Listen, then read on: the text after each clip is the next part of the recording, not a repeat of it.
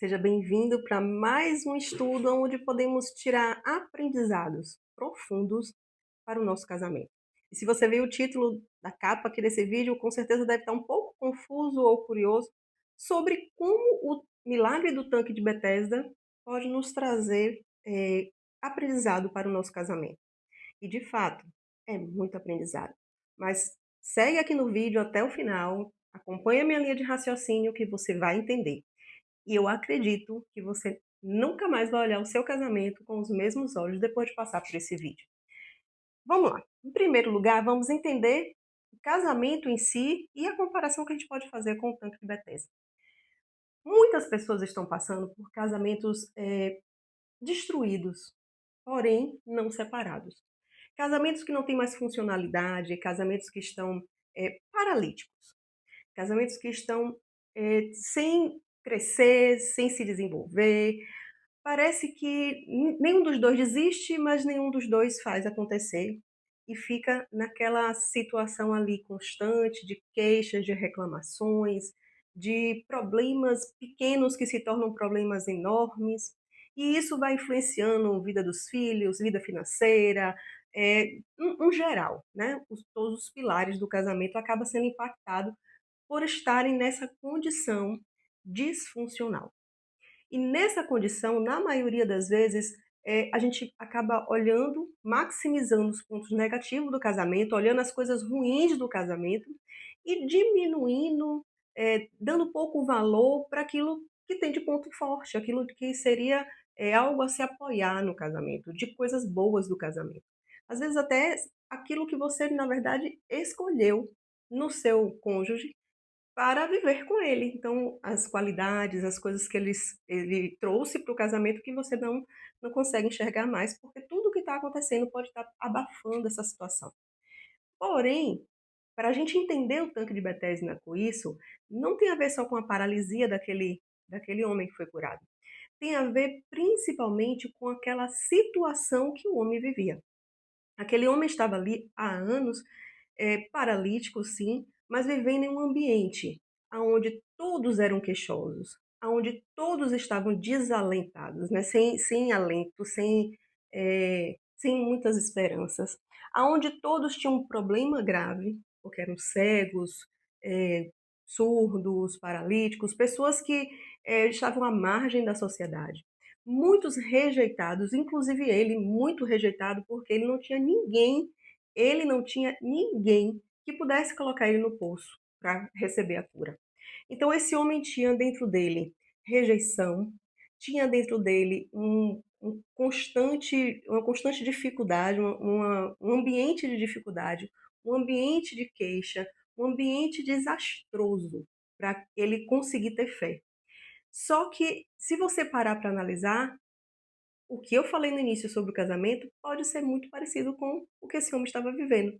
Ele já estava num ciclo vicioso de queixas, num ciclo vicioso de ambientes negativos. E muitas vezes nós vivemos um ciclo vicioso de queixas dentro do casamento e vamos permitindo ambientes negativos dentro do nosso casamento. No entanto, eu quero continuar, aprofundar um pouquinho mais em relação a isso, para a gente chegar ao nível, inclusive, que a neurociência pode explicar. Porque a neurociência nos ensina que o CEP é mais importante do que o CPF. O que é isso? O ambiente onde nós estamos inserido, as referências que nós temos de comportamento, as referências que nós temos de situações, são a base para as nossas atitudes, são a base para as nossas escolhas e opiniões. E essas referências estão lá, guardadas no nosso inconsciente. Nós trazemos para a vida adulta, nós trazemos para a nossa realidade, nós eh, evocamos essas referências todas as vezes que somos desafiados a tomar uma decisão, a decidir sobre um determinado comportamento, a enfrentar um determinado desafio. Nós vamos inconscientemente buscar lá qual é a referência que eu tenho sobre isso e trazer à tona para decidir o meu comportamento. Então, se eu tenho uma referência de ambiente lá desde a infância ou durante a vida, estou vendo no meu ambiente, vendo pessoas constantemente fazendo determinada coisa de um determinado jeito, o meu cérebro, ele vai buscar nessas referências as minhas próximas atitudes. E isso está lá, independente de você querer ou não. Tem algumas pessoas que chamam isso, vocês têm neurônios espelhos, que são os neurônios que são repetidores de ação. Não é bem o neurônio espelho. Os neurônios espelhos também são repetidores de ações motoras, mas não é bem isso. É lá no seu córtex occipital posterior, lá atrás. É um lugar específico onde as suas memórias vão ficar ali guardadas e elas vão fazer parte da sua concepção do seu eu. Ali é o lugar onde você constrói a sua identidade. E essas memórias vão construindo a sua identidade. Então imagine comigo, acompanhe agora meu raciocínio para a gente fechar aqui o pensamento. Se eu tenho um ambiente de queixa, se eu tenho um ambiente onde eu só vejo casais se divorciando, se eu tenho um ambiente onde todas as pessoas falando de separação, se eu tenho um ambiente onde eu só ouço músicas sobre traição, sobre amores que são desfeitos, o que é que eu estou trazendo de referência para dentro de mim? O que é que eu trouxe da minha casa de referência sobre como é uma relação, como é uma vida a dois? O que é que eu tenho que espelhar, repetir o que é que eu tenho feito hoje, que é da minha infância, que é o espelhamento do que eu vivi, das referências que eu tive antes?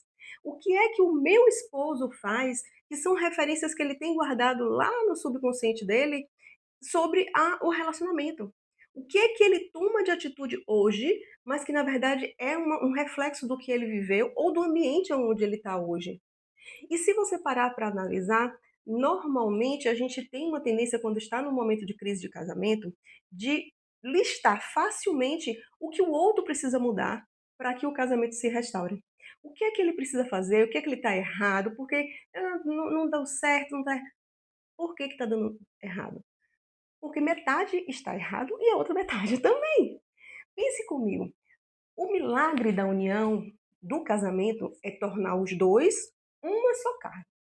Então, a partir do momento que vocês se tornaram uma só carne, vocês estão entrelaçados em responsabilidade para aquilo continuar. E se não está uma só carne, metade é responsável por isso, a outra metade também. Então eu sinto te informar que você também tem responsabilidade sobre o que vocês estão vivendo hoje. 50% da responsabilidade é sua. Samir, mas ele me traiu. Samir, mas ele é viciado. Samir... Essa é a parte dele. Mas tem uma parte que você pode mudar. É a parte que está em você que você pode mudar. A gente não pode nem consegue mudar o outro. A gente pode até tentar. E eu vou te dar algumas dicas hoje de como fazer isso de uma forma, né, de condução baseada na neurociência. Mas o outro é responsabilidade dele. Ele vai mudar quando ele tiver motivação para isso. E a motivação é uma coisa que é individual. Só que para haver mudança, precisa haver rotina, ambiente, referências. Se não tiver uma referência, a gente não vai mudar, a gente vai continuar usando as referências que a gente tem lá no subconsciente, lá nas memórias antigas. Então eu preciso refazer, atualizar essas memórias, atualizar essas referências para referências boas. Vamos voltar para o poço de Bethesda, vamos entender como isso funciona biblicamente. Vamos lá. Lá em João 5, a gente vai ler a partir do versículo 6. Versículo 6. Está dizendo assim: quando o viu deitado e soube que ele vivia naquele estado durante muitos anos, Jesus lhe perguntou: Você quer ser curado? Hoje eu te pergunto: você quer restaurar o seu casamento? Você quer começar o novo de novo? Porque se você quiser, o Senhor vai te trazer hoje uma estratégia muito fácil de você começar esse processo. Disse, no versículo 7, disse o paralítico: Senhor, não tenho ninguém que me ajude a entrar no poço quando a água é agitada. Enquanto estou tentando entrar, outro chega antes de mim. Olha só a primeira reação, que talvez tenha sido a que você tenha tido aí, ainda que não tenha falado. Quando eu perguntei se você quer restaurar o seu casamento, a primeira reação que a gente tem é achar uma justificativa do não conseguir. Uma justificativa do porquê que não conseguiu até agora. E geralmente essa justificativa está apoiada na mudança do outro. Eu quero restaurar o casamento, mas ele não muda, mas eu já conversei com ele, mas eu já tive várias brigas e nada mudou. Vários mais que a gente vai criando, vai colocando como defesa para não começar o processo. Mas o que eu posso te dizer, em nome de Jesus, comece. Comece que vale a pena. Como uma pessoa que teve um casamento totalmente restaurado do zero, inclusive passando por separação, traição, e hoje estamos vivendo uma nova aliança de fato. Eu posso dizer, vale a pena. Vale a pena investir, vale a pena você mudar primeiro, vale a pena você começar o processo, vale a pena você orar, porque o Senhor Jesus, ele tem algo e eu vou te contar. Olha, no versículo 8, Jesus disse: Levante-se, pegue a sua maca e ande. Imediatamente o homem ficou curado. Pegou a maca e começou a andar. Olha só, eu vou me ater a esse versículo, vou ficar aqui mastigando ele com você. Jesus disse a ele: levante-se, pegue a sua maca, pegue o que é de sua responsabilidade, pegue aquilo tudo que você tem, pegue e ande. Imediatamente você vai ser curado. Isso significa que há provisão para a restauração. O novo do Senhor já está feito. A cura já está liberada. O processo já está concluído. No Senhor, seu casamento já está todo refeito. Só que existe um detalhe entre uma coisa e outra. Entre o que está liberado no mundo espiritual e o que você realmente vai viver de restauração. Está no levante-se. Está no pegue sua maca e ande. Porque para acontecer o milagre, olha só, ele pegou a maca, imediatamente o homem ficou curado, pegou a maca e começou a andar. Ele só começou a andar? De verdade, o milagre só foi exposto, só foi visível, só foi real quando ele pegou a maca e andou. Então, esse processo, para acontecer, olha quantas coisas dentro dele teve que acontecer. Ele teve que abrir mão de todo o sentimento de rejeição, de todo o sentimento de incapacidade, de toda a vida que ele teve ali, de não consigo, não posso, não vai acontecer.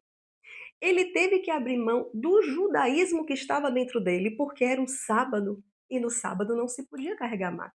Ele teve que abrir mão de todas aquelas referências que eu falei no início, aquelas referências lá, desde que ele foi criado de sempre. Ele teve que jogar tudo fora e começar o novo de novo. Ele pegou a maca e de fato andou. Só que, em seguida, isso aconteceu no sábado, seguindo o versículo, e por essa razão os judeus disseram ao homem que havia sido curado: hoje é sábado, não lhe é permitido carregar a maca. Mas ele respondeu: o homem, o homem que me curou me disse: pegue a sua maca e ande. Então lhe perguntaram: quem é esse homem que lhe mandou pegar a maca e andar? O homem que fora curado não tinha ideia de quem era ele, pois Jesus havia desaparecido no meio da multidão.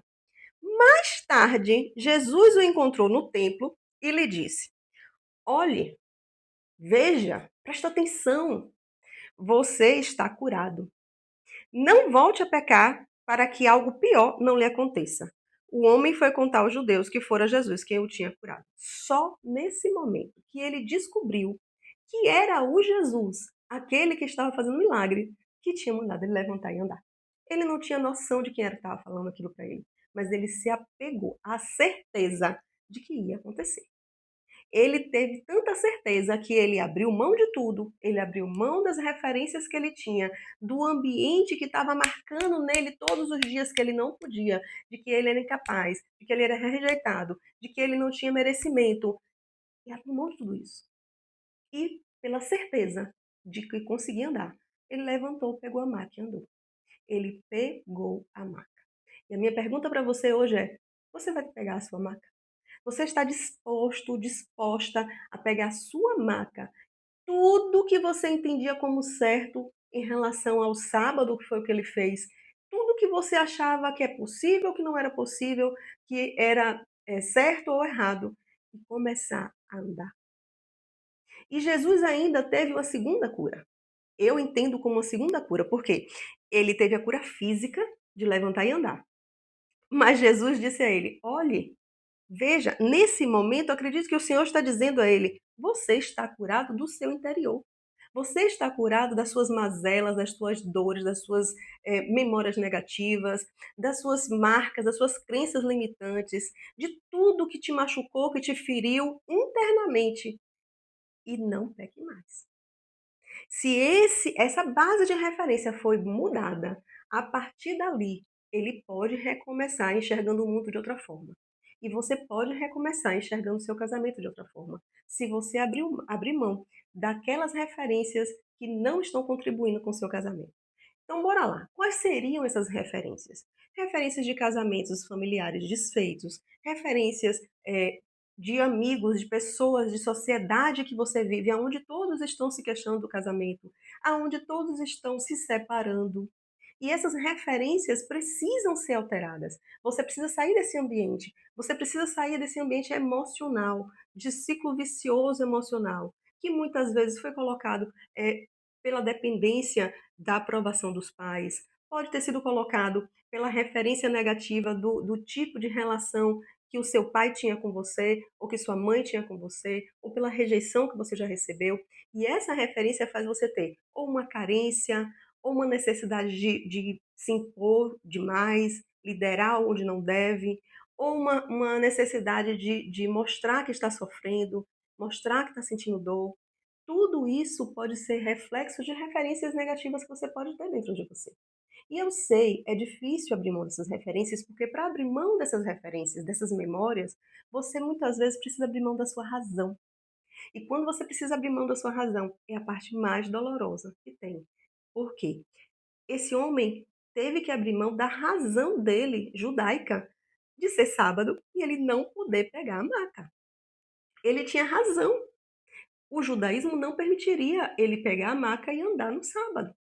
E ele abriu mão dessa razão, porque ele podia, como ele tinha argumentado inicialmente, fazer um segundo argumento para Jesus, dizendo a ele: é sábado, eu não posso pegar a maca. Ainda que ele tivesse certeza de que ele iria andar, mas ele poderia argumentar, mas ele abriu mão da razão dele. E você está disposto a abrir mão da sua razão, abrir mão da sua certeza, para começar de novo? E eu ainda vou dizer um pouquinho mais. Você fazendo isso, você vai curar todos os seus relacionamentos, não só o relacionamento amoroso, não só o casamento. Você vai se sentir leve para andar em relacionamentos saudáveis, para andar em lugares onde você ainda não se permitiu avançar, porque você sempre se travou pelas memórias que você tinha antes, pelo medo da aventura, pelo medo do novo, pelo medo de ser machucado de novo, de ser ferido novamente, pelas proteções que você colocou para aquelas feridas antigas. E aí você está se não está se permitindo viver coisas boas que o Senhor já entregou. Ele já liberou a cura para você. A cura, que é o milagre que você espera, seja ela de um relacionamento ou qualquer outro milagre que você espera. E ainda o milagre do relacionamento, eu me refiro sempre que é o maior milagre que pode acontecer. Porque é o único milagre que não depende só de você. Depende de dois corações, duas almas, dois pensamentos. O Senhor tem que fazer o milagre nas duas pessoas, para que esse milagre, essa restauração realmente aconteça. Porém, como vocês são uma só carne, se você voltar para o seu lugar, dos seus 50% dessa relação, você vai trazer como um imã de volta o outro 50%, a outra parte para se tornar um, a outra metade da laranja, né? Então, se você fizer a sua parte, se você realmente reconstruir essa parte, vai haver, com certeza, uma alteração. Ele vai ver, ele vai estranhar inicialmente, mas ele vai começar a trazer para você, respostas daquilo que você está entregando.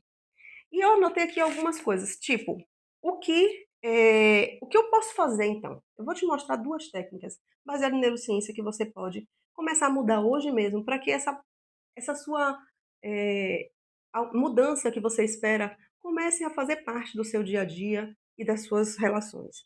Uma delas eu chamo de técnica do sanduíche. Quando você precisar que ele tome uma atitude, que mude alguma coisa, ou algo que ele não está percebendo que ele precisa, prestar atenção de que está errado, não aponte, não critique, não mostre de cara, né, não seja tão claro, tá. Vamos para o que o cérebro dele vai receber melhor. Como é que o cérebro dele vai receber? Uma crítica sem reagir com defesa, sem se justificar, sem apontar os seus erros. Normalmente o cérebro ele já vai criar uma defesa para aquilo. Então como é que o cérebro absorve bem uma nova informação de mudança? Primeiro, mostre aquilo que ele já sabe fazer. Mostre, valorize, evolua aquilo que ele já sabe fazer. Fale o positivo primeiro. Depois você fala aquilo que precisa de uma alteração, de uma mudança, que você está percebendo que está te incomodando, sem acusações. E depois você volta para o que você falou no início e reforce o ponto positivo daquele assunto. O quanto que ele já mudou, ou o quanto que ele sabe fazer. Por exemplo, a troca do chuveiro, né? Ou como todo mundo reclama, porque meu marido nem uma resistência do chuveiro não troca. Ele quer trocar, ou você quer que ele troque o chuveiro?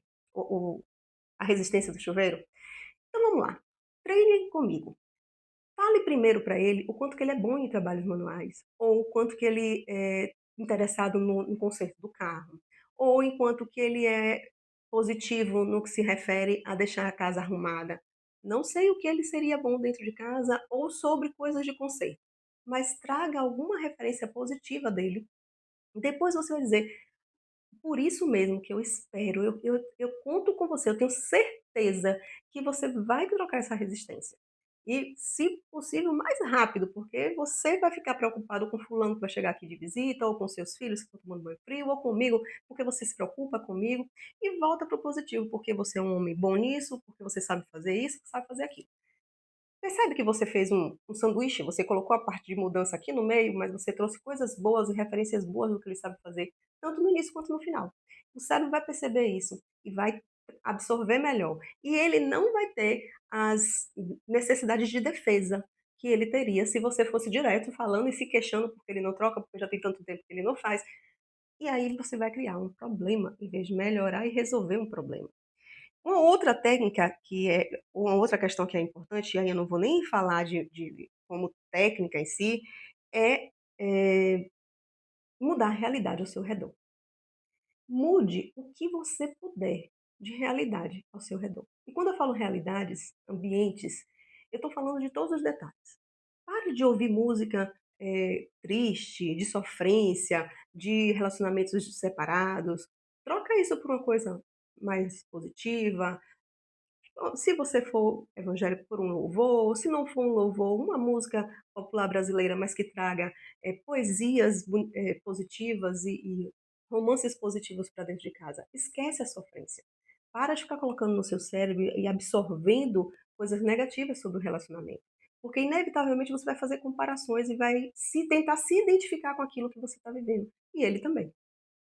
Um outro detalhe é, cuidado com o que você ouve em conversas, em com amizades, cuidado quem você coloca dentro de casa, não ouça conselho de qualquer pessoa, não fique ouvindo, queixas de outros casamentos que estão, ruins, ou conselhos de quem tem um casamento ruim. Ele não é referência, traga referências boas, traga pessoas para perto ou vá para perto de pessoas que tenham referências boas para te passar. E, principalmente, faça com que o seu ambiente ao seu redor traga referências boas. Volte na sua memória todas as referências positivas que você tiver. Volte na sua memória, traga referências boas do seu próprio casamento, de coisas que vocês viveram que foram bons. Traga, se tiver fotos, traga fotos de memórias positivas.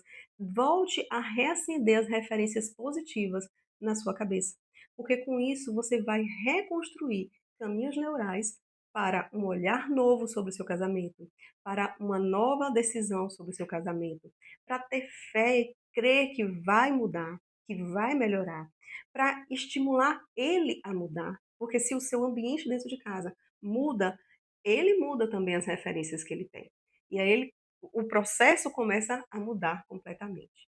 Mas não fique parado. Não seja o paralítico do seu casamento. Não seja o 50% que está ali só dizendo, mas ninguém me ajuda, mas ele não muda, mas ele isso, mas ele aquilo. Não fique como o paralítico de Betesda, estacionado anos no mesmo lugar. Traga para fora aquilo que você tem de bom, as referências boas.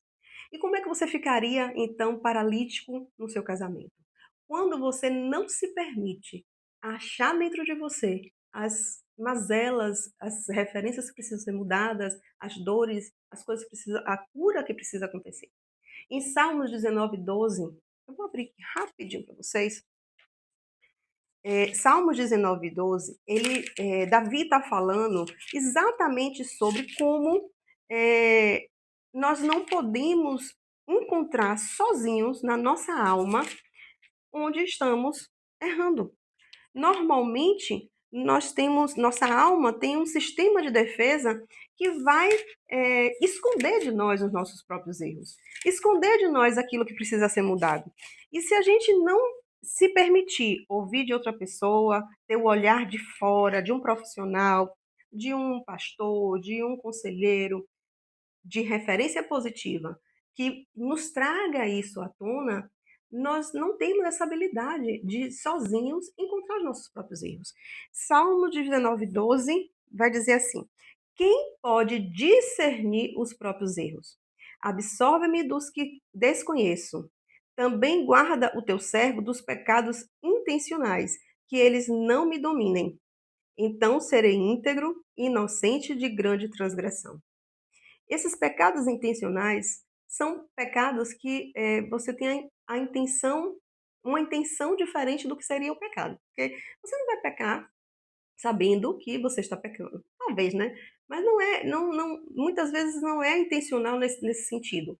É intencional de estar pecando para proteger um outro problema, para proteger uma outra ferida, proteger uma outra dor. Errando, e nesse caso eu posso te chamar a atenção sobre a prepotência, sobre a soberba, sobre situações de orgulho. Tudo isso são pecados intencionais, porque quem faz cada uma dessas coisas não sabe, não percebe, é igual mau hálito, não sabe que está vivendo isso. São pecados protetores de outras coisas. O orgulho está protegendo uma rejeição, está protegendo uma dor, a, a soberba está protegendo uma desvalorização que já existiu, alguém que foi humilhado, a prepotência é alguém que quer provar algo para ele mesmo, para alguém, muitas vezes pessoas que foram subjugados em alguma situação, quando ele consegue se livrar dessa situação de ser subjugado, ele vai querer se sobressair e vai virar um prepotente. Então, são pecados que nós fazemos com intenção, mas sem perceber. São intenções de proteção, entende? Então, se você conseguir se permitir que seja visto aquilo que você não está vendo, que alguém te mostre aquilo que você não está percebendo, que você se permita mudar no interior da sua alma, lá nas suas referências que você montou, lá no inconsciente que você tem trazido à tona sem perceber. Você já daí você vai ser uma pessoa íntegra, inocente de todas as transgressões. Você já vai estar em outro nível para avançar na restauração do seu casamento.